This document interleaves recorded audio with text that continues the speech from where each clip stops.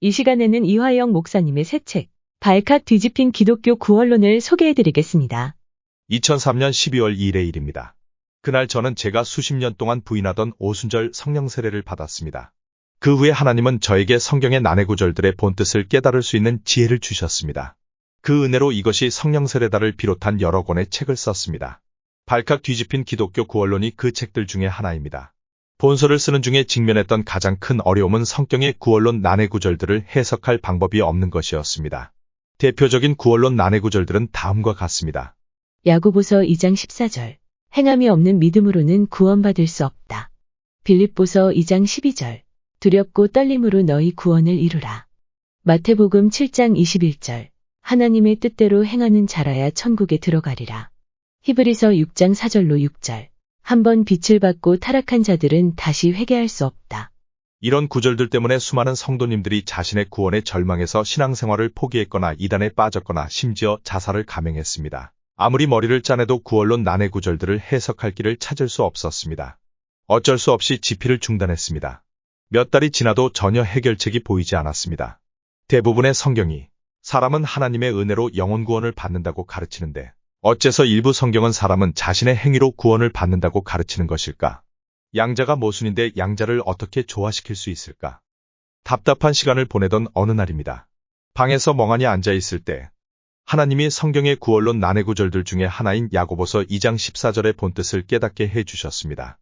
그 후에도 계속 다른 구원론 난해구절들의 본뜻을 깨닫게 해주셨습니다. 그러다 보니 기독교의 구원론의 코페르니쿠스적인 변혁이 일어나고 말았습니다.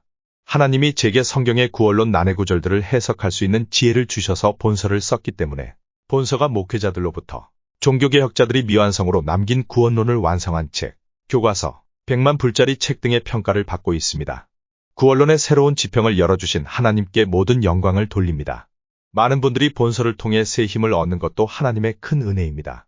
본서를 통해 자살 충동에서 벗어난 분들과 이단에서 벗어난 분들과 절망에서 벗어난 분들의 간증은 저에게 큰 기쁨을 줍니다. 이런 은혜를 주신 하나님을 찬양합니다. 많은 분들이 한국 교회를 개혁해야 한다고 말씀합니다. 어떻게 교회를 개혁할 수 있을까요? 교회를 개혁하려면 무엇보다 먼저 잘못된 교리를 개혁해야 합니다. 교리가 잘못되면 신앙도 잘못됩니다. 사람들이 교리에 따라서 신앙생활을 하기 때문입니다. 그래서 종교개혁자들이 혼신의 힘을 다해 교리개혁을 힘쓴 것입니다. 교리를 개혁하려면 잘못 해석한 성경 말씀들, 즉 성경의 난해구절들을 바르게 해석해야 합니다. 본서는 잘못 해석한 성경의 구원론 난해구절들을 하나님의 은혜로 바르게 해석한 책입니다.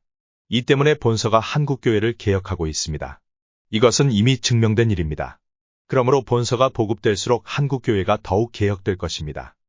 본서의 초판은 이것이 구원이다란 이름으로 출간되었습니다. 그 후에 책의 이름을 지옥에 가는 크리스찬들로 바꿨습니다. 그것은 세 권으로 되어 있습니다.